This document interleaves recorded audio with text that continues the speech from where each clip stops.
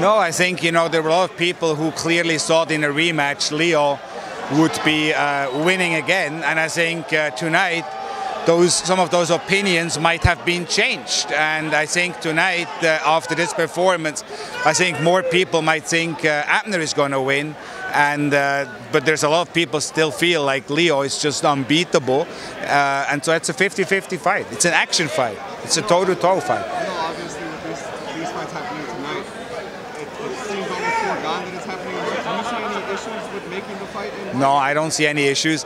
The only issue I see is you know, finding the right date so that you can really accommodate it, because this is a fight which screams Staples Center.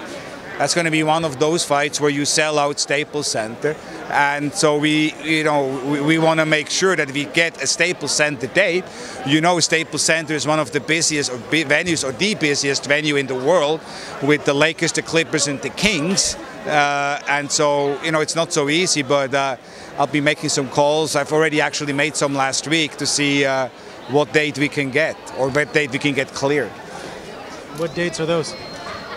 Well, I'm looking for a March date, and I'm looking for an early April date. So I just want to get it in hopefully in the first quarter. Yeah. Richard, we know Abner's always been a favorite of yours, and you considered him one of your pound-for-pound greats. The last time he was here was the fight where he was knocked out.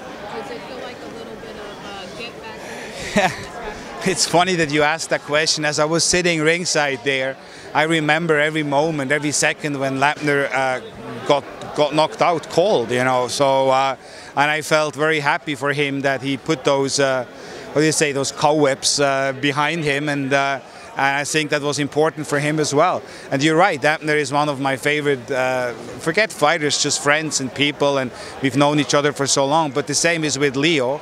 I mean, I promoted almost all of Leo's and Abner's fights, and you know, to be then doing the rematch is that much more special, because both of them, you guys know them, are just amazing young men with amazing women behind them, their wives, their family, their kids. It's just like really good people. So I was happy for both of them that it worked out. When's Mikey fighting next? Well, you know, we'll see. We'll see. I'm not gonna say anything. December what? Huh? I'm not gonna say anything. Who? No, I think, you know, he's a smart guy, and he knows what he wants, and he knows how he wants to go about it. And when the time comes, I'm sure there will be something announced, but that's not tonight. We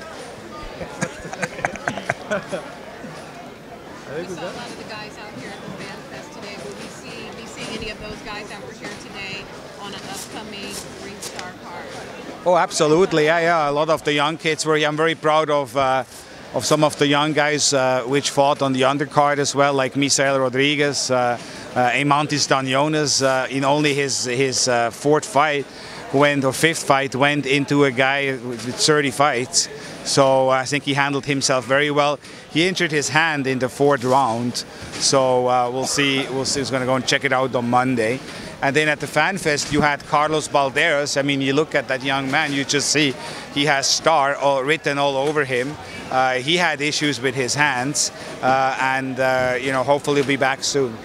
What'd you make of DeMarco's KO? Well, you know, I sort of like always have a weak spot for the underdog, and I don't know if you noticed, but as he stopped Ramirez, he came right in front of me, and we touched gloves because you know, he's a good guy, and I think I was happy for him. Again, nobody really gave the guy a chance, and you know, people sort of like written him off, and I like to get involved with people like that and see if I can help them to resurrect their careers, and he did a hell of a job tonight. He looked very good. Take your promoter along as a fight fan. What do you think of all the stoppages? The stoppages. As a fight fan. Okay, as a fight fan, I think you know you know, I was okay with them.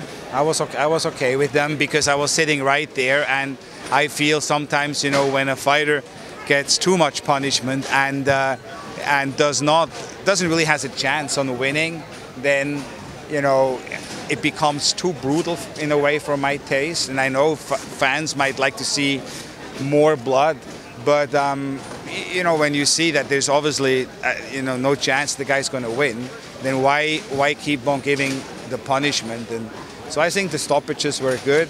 I told Chris, well, you know, I don't think too late. I think they were really good. I think they were good stoppages.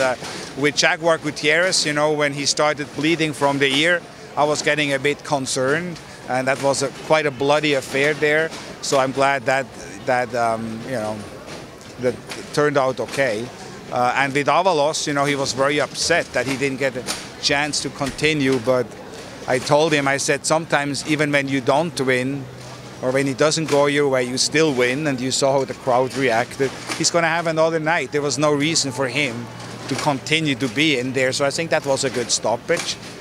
So overall, I think the California Commission did a great job. When's the next card you're going to be putting on? Next weekend. Yeah, I had tonight the card in Paris as well with Tony Yoka, who won a decision, dropped his opponent Rice. And then next weekend I'm going to be in New Jersey with the World Boxing Super Series for the Murat Gassiev, the IBF World Championship. After that, is there any? After that, I'm looking at doing something in November and possibly something in December as well. No, I actually want to do regular stuff from Los Angeles, so I'm working on that, and hopefully have something to announce soon. Excellent, thank you guys.